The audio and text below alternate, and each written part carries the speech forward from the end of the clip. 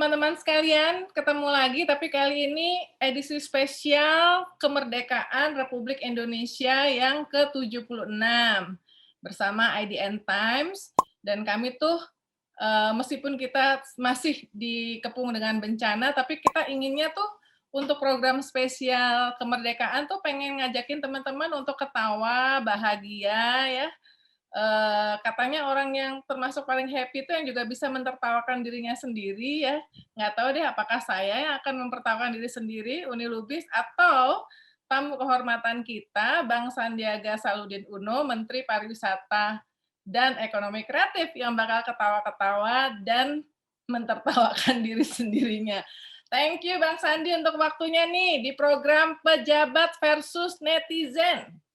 Thank you Mbak Uni, dan sebetulnya salah satu tingkatan yang paling sulit digapai oleh siapapun itu adalah kemampuan untuk tertawa dan menertawakan dirinya sendiri.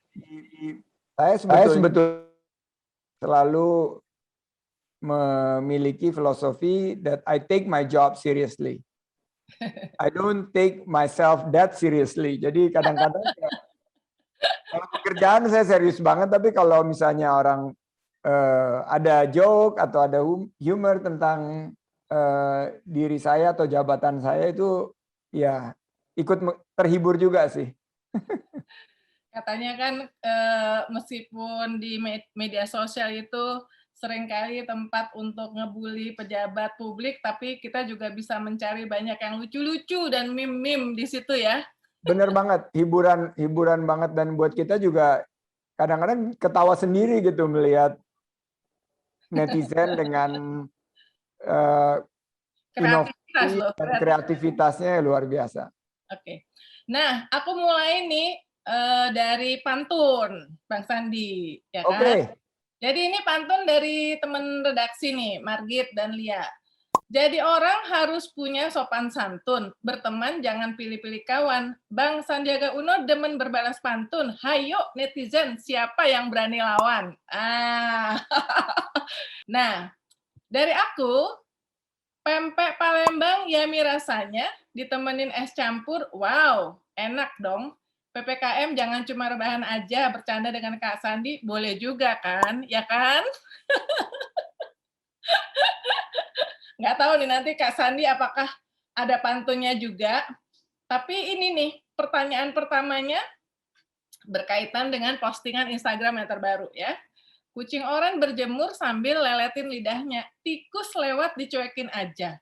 Pernah loh ada yang bilang internet kenceng buat apa sih? Loh, untuk dukung WFH dan 30 juta UMKM digital dong, ya kan? Gimana tuh, Bang Sandi? Iya benar banget. Dan kita mesti jawab tuh pantunnya tuh, Mbak Uni. Gimana tuh?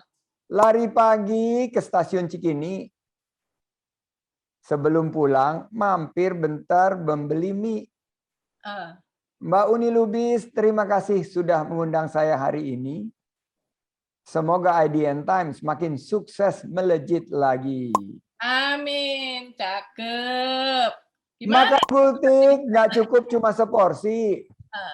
Paling enak disantap sama kekasih hati. Ayo tetap semangat melawan pandemi. Terapkan prokes dan sukseskan vaksinasi. Mantap. Kita dukung vaksinasi. Sip. Tapi ngomong-ngomong, siapa itu yang bilang internet cepat nggak penting? Sangat salah itu. Perlu aku ini yang tahu anak Twitter lama nih. Anak Twitter lama. Jangan waktu itu lagi. Sembiring, Menkominfo. Astagfirullah. Jelang malam paling cocok buat rebahan. Istirahat sejenak agar pikiran tenang. Manfaatkan peluang jadi agen perubahan. Tingkatkan kolaborasi agar bangsa jadi pemenang. Mantap. Tapi ngomong-ngomong yang digital tadi gimana? Dijelasin dulu yang 30 juta ini. Sangat penting sih. Jadi keadilan sosial digital bagi seluruh rakyat Indonesia ini sekarang sangat strategis. Karena kalau kita lihat kan salah satu yang mendemokratisasi peluang, ini jarang dipakai nih kata demokratisasi dengan usaha ya, tapi demokratisasi peluang usaha itu diakselerasi oleh digitalisasi. Namun saya udah melihat dari 34 juta pelaku parekraf dan 30 juta UMKM yang akan menjadi kandidat onboarding masuk ke ekosistem ekonomi digital di 2025.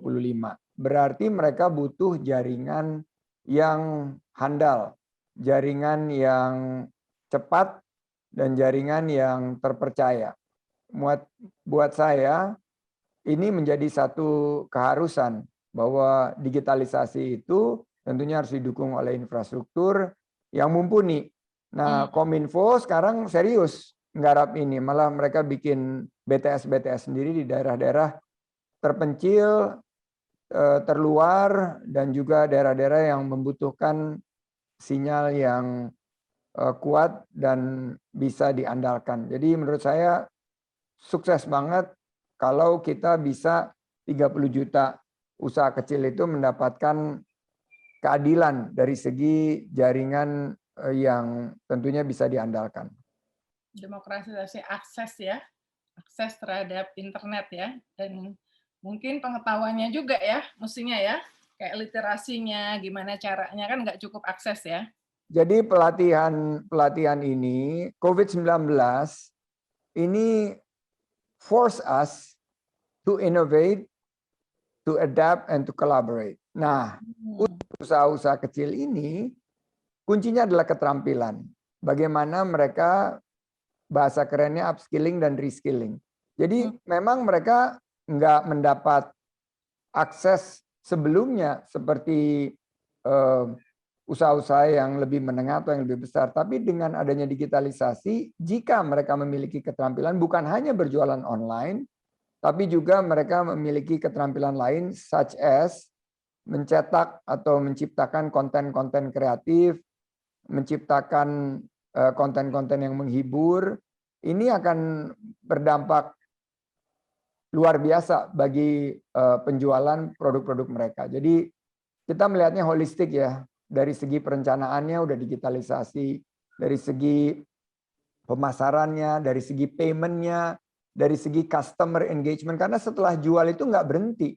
Karena kan itu kolom komentar. Kalau misalnya habis beli produk terus komennya positif, itu akan menambah omset dari para pelaku ekonomi kreatif. Jadi nanti kolaborasi sama Kementerian UMKM Koperasi dong ya? Oh, 100% kita akan berkolaborasi, dan kita kayaknya udah setelah beberapa tahun ini banyak yang tumpang tindih, mudah-mudahan dengan doa dari para netizen kita akan sepakat untuk deliniasi mana yang dikerjakan oleh Kementerian Koperasi dan UMKM atau Kementerian Koperasi dan UKM, dan mana yang di ranah kami di Parekraf. Oke. Nah, Bang Sandi ya, dari Jogja sampai Madura, motif batik Indonesia beragam indahnya. Cakep. Ini program spesial IDN Times untuk 76 tahun Indonesia Merdeka. Moga-moga bikin ketawa bahagia. Kalau kurang maafin aja ya. Ternyata bikin pantun nggak gampang juga ya. Tapi gini, ini Kamis sore atau sore-sore berkah nyeruput kopi Toraja ditemenin kue molen, dahsyat nikmatnya. Bang Sandi kan punya banyak follower di sosial media. Gimana ceritanya sih disebut Papa Online? Papa Online itu disematkan oleh netizen yang budiman kira-kira tahun 2018-2019 karena engagement di kolom komentar itu. Saya selalu menyapa dan memberikan kesempatan mereka kalau menyapa dengan ide-ide atau produk-produk yang mereka ingin promosikan, saya menerima dan selalu online gitu. Jadi selalu menerima dan tidak sungkan-sungkan atau tidak pernah lelah memberikan dukungan kepada mereka. Nah, kami waktu itu banyak sekali terima produk-produk dari UKM, dan itu dipromosikan ya tentunya melalui online. Nah, disitulah mulai sebutan Papa Online. Dan Mama Online buat Pok Nur ya. Dan terus Mpok Nur, ya tadinya kan Mpok Nur juga nggak terlalu aktif di medsos, tapi karena diminta untuk promosiin produk-produk UKM, dia mulai sampai akhirnya sekarang juga followernya lumayan banyak gitu, dan dia udah punya konten sendiri, dia punya narasi sendiri, jadi ya sudahlah dipanggil Papa sama Mama Online. Ngomong-ngomong, sehari tuh targetnya berapa sih upload konten online, Bang Sandi? Jadi dulu nggak ada target, pokoknya apa yang menurut saya positif, yang bisa disampaikan untuk membangkitkan semangat, terus untuk relevansi, otentik, nggak dibuat-buat, dan bisa jadi membangkitkan optimisme, itu saya share. Atau membagikan pengetahuan, atau mengajak masyarakat berpikir, itu saya share. Tapi terakhir-terakhir ini mulai dibatasi. Kalau nggak salah, target dari, karena kementerian tuh juga punya own media, dia punya juga kementerian channel. Jadi sebagian daripada konten-konten saya diarahkan ke konten-konten yang di-uploadnya di kanal media sosialnya kemenparekraf.ri sama pesona_id_travel. Jadi sekarang ini kalau nggak salah 4 maksimum 5 deh konten. Oke. Oke, nah ini ada dari media sosialnya Bang Sandi ya. Waktu kemarin mungkin udah deket-deket PPKM darurat ya. Mereka masih ngelihat Bang Sandi sebagai Menparekraf sibuk mempromosikan wisata ya. Terus ada yang komen kan ada ininya nih, ada postingnya, yuk kita hadirkan kebangkitan ekonomi menjadikan Indonesia sebagai tujuan pariwisata berkelas dunia, berdaya saing, berkelanjutan, mendorong pembangunan daerah dan kesejahteraan rakyat. Terus ada komen nih tanggal 16 Juli ya dari Faris Mubin. Bapak tinggal di Indonesia nggak sih? Kan sedang PPKM, Pak. Gimana tuh, Bang? Ya, kadang-kadang memang postingan kita itu karena berkaitan dengan tugas di kementerian, kan tusinya jelas bahwa kita harus membangkitkan semangat, harus memberikan optimisme. Saya berbicara dengan anggota dari pelaku pariwisata dan ekonomi kreatif yang sejumlah 34 juta. Jadi kadang-kadang postingan itu suka disalahartikan. Jadi kadang-kadang banyak yang gagal paham bahwa itu tuh bukan promosi, tapi justru memberi semangat kepada para pelaku pariwisata dan ekonomi kreatif, industri yang sudah terpuruk parekraf ini lebih dari 1,5 tahun. Agar mereka tetap semangat, optimis, manfaatkan peluang, melakukan inovasi, adaptasi, berpartisipasi di program-program pemerintah. Akhirnya kita harapkan mereka bisa bertahan, tapi juga jangan hanya bertahan, bisa mengambil peluang untuk keluar dari krisis ini sebagai pemenang. Dan tantangan saat ini semakin berat ke depan.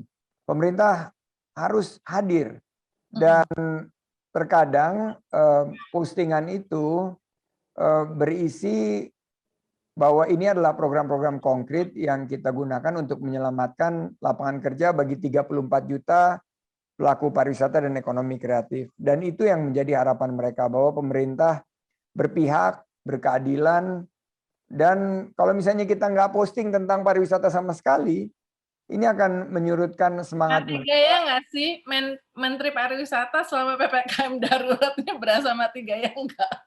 Oh iya, pasti. Biasanya keliling kan?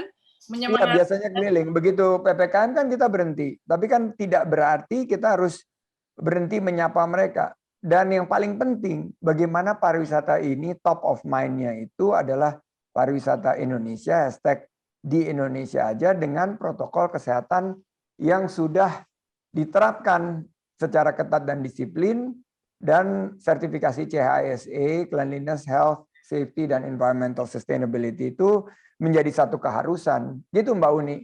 Dan memang ada yang bilang, ini gimana sih ngajak wisata? Enggak. Sebetulnya yang kita lakukan adalah teman-teman Parekraf, yuk gunakan PPKM ini mematuhi anjuran pemerintah, tapi menyiapkan. Karena akan ada revenge tourism, di mana-mana akan terjadi. Karena orang ada dalam... Orang aja bawaannya udah pengen liburan kalau semuanya udah reda ya. Betul. Revenge tourism itu karena kita secara filosofi atau secara mental itu sudah dikurung di dalam rumah, ya pengen pergi aja gitu loh untuk refreshing sama keluarga dan lain sebagainya. Nah ini para pelaku pariwisata dan ekonomi kreatif harus siap. Oke, ada pantunnya tuh Bang Sandi. Apa tuh pantunnya? Dari Borobudur sampai ke Danau Toba. Cakep. Yuk ke sana abis corona reda. Mantap. Rayakan 76 tahun Indonesia merdeka saat bencana, tetap jaga semangat, banyakin dong ketawa bahagia. Oke, ini dari netizen lagi nih. Waktu Bang Sandi upload sambil sarapan dengan nonton final Copa America. Lanjutkan makanannya Bang. Kita yang kena PPKM udah kenyang kok. Gimana nih Pak langkah pemerintah mengenai PPKM yang masih diperpanjang dulu? Sampai kapan nih dari segi Kemenparekraf? Kata netizennya. Netizen. Ya. Ya waktu itu sih kebetulan memang udah PPKM kan, terus ada Copa America dan kita nonton waktu itu Brazil lawan Argentina dan sambil makan gitu loh. Nah memang satu yang kita harus bisa terima sebagai pejabat publik adalah pertanyaan-pertanyaan dari netizen yang berkaitan dengan kebijakan kita. Dan saya selalu menyampaikan bahwa kuncinya adalah begitu angka penyebaran COVID-19 terkendali, vaksinasi terdistribusi, dan kita sudah siap secara protokol kesehatan dan sertifikasi CIS itu juga sudah diterapkan, ini kita akan mudah-mudahan bisa kembali PPKM ini diperlonggar dan membuka peluang usaha untuk lapangan kerja ini bisa kita selamatkan. Oke, soalnya ini sambil mikir-mikir kemerdekaan nih, Aji ini anak IDN Times, ini ngerasanya kayak gini nih, Bang Sandi. Makan markisa di rumah Sandiaga, belinya sih di Koja. Nggak terasa Indonesia 76 tahun merdeka, tapinya gue masih gini-gini aja. Nah, ini curhatnya anak muda gimana nih nyemangatinnya nih, sesuai dengan kemarin juga ketika pemerintah mengumumkan pertumbuhan ekonomi kuartal 2 7,07%. Kok belum ngerasain ya gitu. Netizen juga pada kayak gitu tuh Bang Sandi. Iya benar Mbak Uni. Jadi buat Aji pertama bersyukur karena gini-gini aja itu alhamdulillah.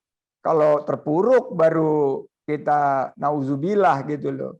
Nah, jadi dengan bersyukur itu kita ya ikut melihat secara menyeluruh bagaimana keadaan kita. Emang Indonesia ini kita patut bersyukur ya. Kemarin di salah satu acara gitu dibandingkan gitu Indonesia dengan negara-negara lain. Ya tentunya di dalam negeri kita banyak mengkritisi, tapi kalau dilihat dari prestasi Indonesia berkaitan dengan penanganan COVID, ekonomi, ya nggak terlalu buruk.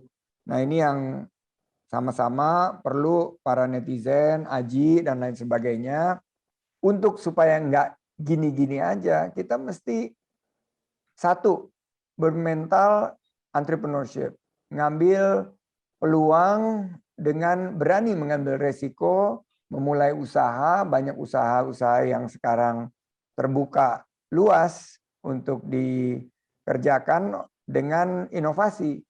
Nah, saya lihat justru karena saya dulu memulai bisnis saat krisis, banyak kok peluang buat kita nggak gini-gini aja.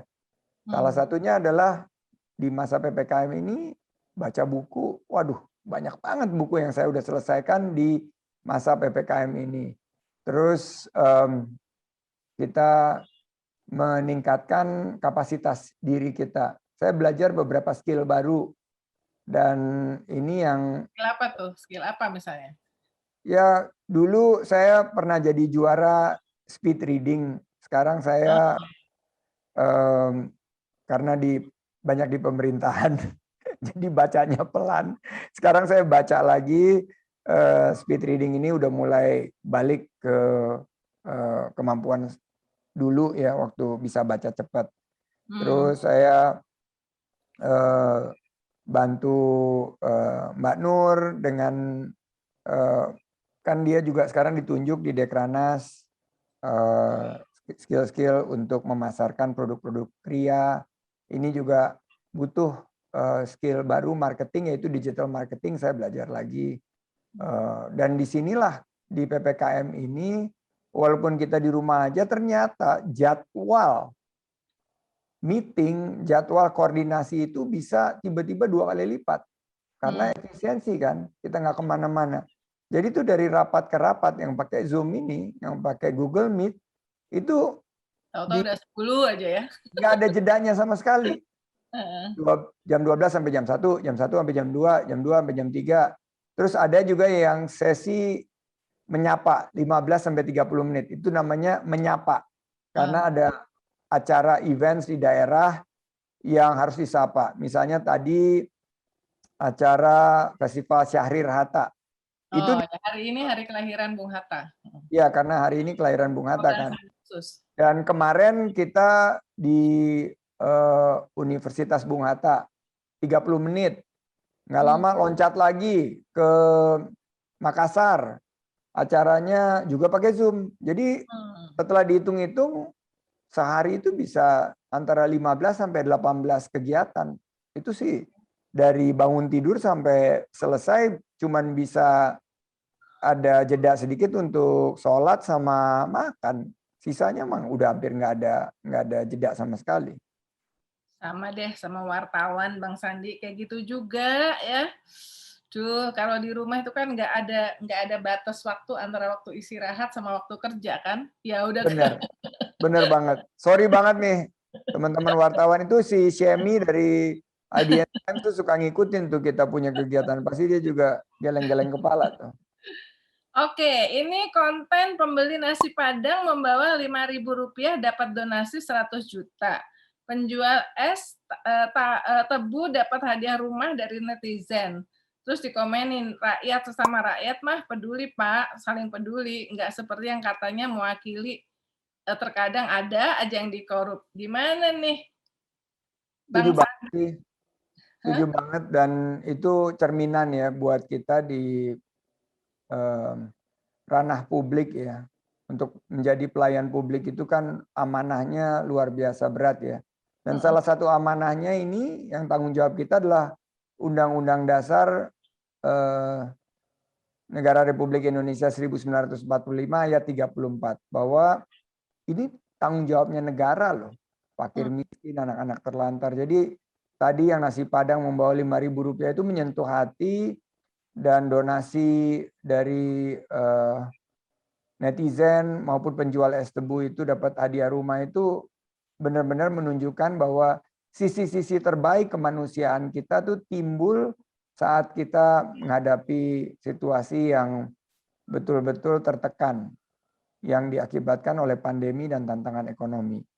Jadi saya ngelihat ya bahwa inilah rakyat, dalam hal ini netizen, mengambil peran yang lebih, dan mereka lebih peduli untuk menjalankan apa yang diamanatkan oleh Undang-Undang Dasar 1945 yang pasal 34, yaitu ngurusin anak yatim, peduli pada fakir miskin, dan itu pahalanya banyak banget. Jadi saya sih terus terang terinspirasi, makanya saya posting, dan harapannya lebih banyak lagi kita bergotong royong, yang merupakan memang nilai luhur bangsa kita, itu gotong royong. Katanya kan, kalau katanya anak netizen nih, sekarang fakir miskin dan anak-anak terlantar dipelihara oleh kitabisa.com, Bang Sandi.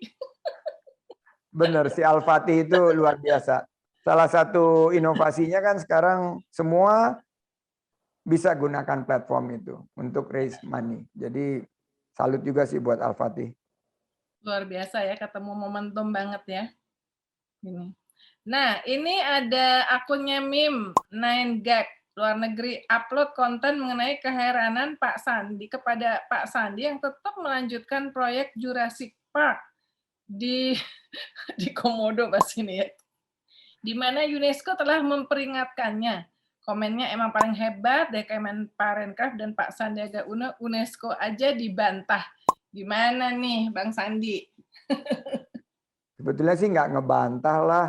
Justru saya menyampaikan bahwa semua masukan kita terima dan kita juga sudah berdiskusi dengan UNESCO. Netizen juga banyak yang nggak tahu mungkin UNESCO itu kan adiknya ibu saya, yaitu Pak Profesor Arif Rahman di Oh, ininya. iya. Jadi Pak Arif Rahman menyampaikan, ini loh Sandi yang menjadi temuan kita. Oke, ini yang akan kita perhatikan. Jadi kita kebut AMDAL-nya kerjasama dengan semua kementerian lembaga, tidak ada yang dilanggar.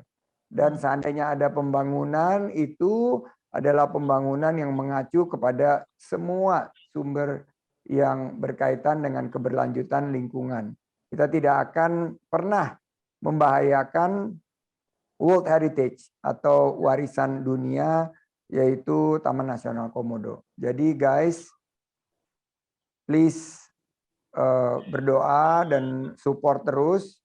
Kita akan pastikan bahwa pengembangan Labuan Bajo ke depan terus menggunakan kaidah-kaidah keberlanjutan lingkungan dan kelestarian dari budaya setempat. Oke. Nah, ini ada saat Bang Sandi upload konten menjemput istri Mpok Nur dan Sulaiman. Pakai iPhone 6 Plus, tapi isi rekening no kaleng-kaleng. Yang lain beli iPhone 12 tapi nyicil terseok-seok bayar per bulannya. Hahaha. Gimana tanggapnya Bang Sandi dengan orang yang HP-nya iPhone 12 tapi terseok-seok bayar per bulannya? Emang bener nggak sih masih pakai iPhone 6 Plus? Ya itulah sama lah, rezeki juga gak kemana-mana kok. Jadi saya melihat bahwa Tuhan itu maha pemurah dan saya pernah terpuruk juga kan krisis tahun 97. Dan saya membangun usaha dari nol dan sekarang sudah hampir 20 tahun lebih usaha yang saya bangun jadi perusahaan investasi yang alhamdulillah memberikan satu kontribusi dan saya yakin sebetulnya kalau kita kerja keras netizen apapun yang kita pakai iPhone itu buat saya sih yang penting fungsinya masih berguna dengan baik gitu. Yang saya lihat juga bahwa masih bisa kok itu iPhone 6-nya masih jalan dan cukup handal gitu. Jadi ya sudah dipakai terus dan belum merasakan keharusan untuk ganti. Ya, nanti kalau udah lemot, udah nggak bisa jalan lagi ya baru ganti. Yang penting Mas bisa ngerekam video, bikin konten, bisa nelpon Sulaiman, Po Mamah Online, Kak Aska, dan lain-lain ya, cukup ya. Iya. Oke, dikit lagi nih. Kak Sandi itu kan upload juga konten mencoba untuk makan 20 menit Ya. di warung Tegal. Gimana tipsnya supaya 20 menit nggak keselak? Pertama jangan pesen yang panas. Oh, oke. Karena kalau yang panas itu 5 menit sendiri nunggu biar bisa dimakan. Yang kedua pesen yang cepat karena biasanya yang cepat saji itu nggak akan terlalu lama untuk dibungkus dan lain sebagainya. Jadi kebetulan ada warteg di depan rumah. Nah, warteg ini oleh si Warsian sudah menjadi warmop, warung mobil atau moko, mobil toko. Nah, di sini dia tinggal nyendok. Jadi nyiapinnya itu cuma semenit, milih-milih semenit lebih sedikit, kita ambil kursi, duduk, makan nggak usah terlalu buru-buru, hampir 10 menit kelar, minum, 2-3 menit, bayar, cukup. Itu waktu di bawah 20 menit. Pas di bawah 20 menit. Tapi sebetulnya ya Mbak Uni ya, ini adalah peluang buat teman-teman yang bergerak di sektor kuliner untuk bertransformasi. Karena ini akan mendorong adanya push kepada cloud kitchen dan ghost kitchen. Sehingga makanan-makanan itu harus disiapkan duluan. Nggak bisa disiapkan di tempat. Dan lahirlah nanti dapur-dapur yang diciptakan oleh anak-anak muda ini bekerja sama mungkin dengan para UMKM untuk memenuhi permintaan dari masyarakat sekarang yang harus mengkonsumsi dengan sangat efisien waktunya. Katanya teknologi touchscreen itu bukan datang dari luar negeri loh Bang Sandi, justru dari Indonesia. Dimulainya dengan warung Padang. Tunjuk-tunjuk aja di warteg juga. Langsung dia. Bener banget, bener banget. Oke, Bang Sandi, 2 terakhir ya. Kue nastar, kue sagu kelapa jadi rebutan saat hari raya. Pandemik bikin ada menteri nonton Ikatan Cintra sinetron. Kalau Bang Sandi nonton filmnya apa? Saya nonton streaming banyak ya, karena ini juga berkaitan dengan pekerjaan, dan streaming itu banyak sih karya-karya. Sekarang terakhir nonton Ali and the Ratu-Ratu Queens. Oke, baru ya, baru launching saat belum lama lah ya. Belum lama, terus ada juga yang film-film lama yang di reload di streaming sekarang. Juga Surga yang Tak Dirindukan kemarin juga nonton yang rilis barunya. Tapi terus terang menurut saya, kan ada 17 subsektor di ekonomi kreatif. Dari 17 subsektor itu ada 3 subsektor yang menjadi pandemic winner. Dan yang 2 obvious, yaitu gaming sama aplikasi. Yang menarik, televisi dan radio itu juga pandemic winners. Mereka mengalami peningkatan. Jadi saya terlepas ya, kok ada waktu gitu nonton. Tapi menurut saya ini sudah sangat otomatis karena kita banyak di rumah. Berarti kita membutuhkan konten. Dan konten itu delivery-nya 70% masih melalui televisi. Jadi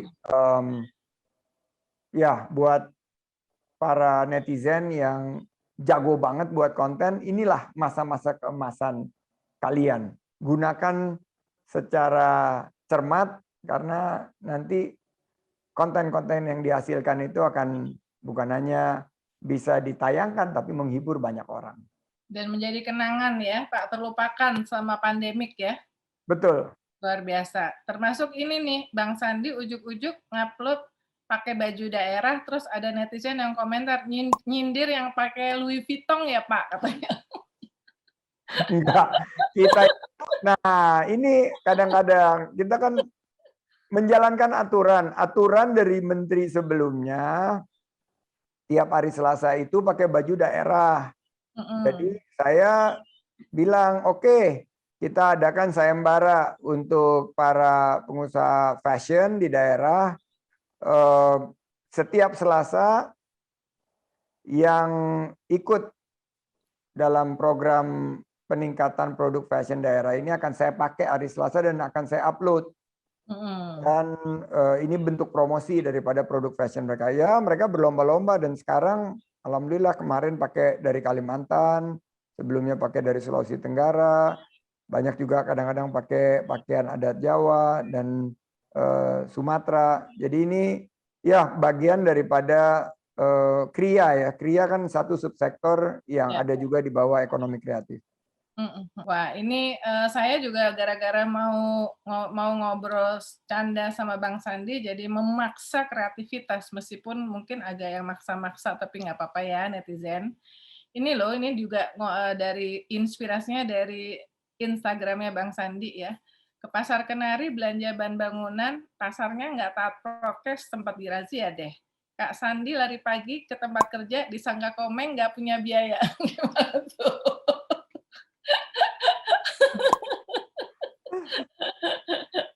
Ya itu buat nambah imun lah, menghibur. Karena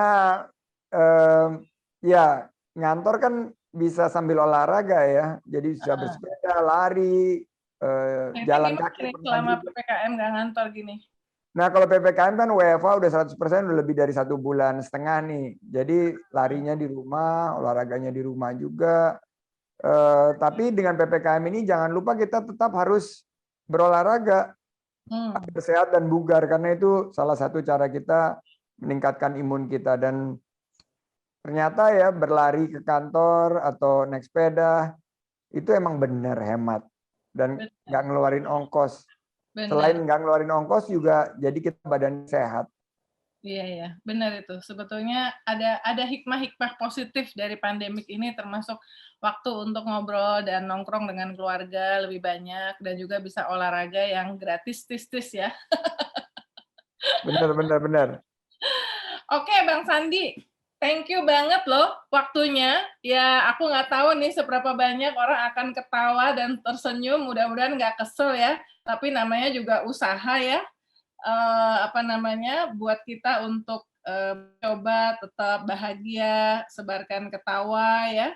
Banget Bang Sandi atas waktunya di Pejabat versus Netizen untuk edisi spesial kemerdekaan Republik Indonesia ke-76. Sampai ketemu di kesempatan berbalas pantun berikutnya.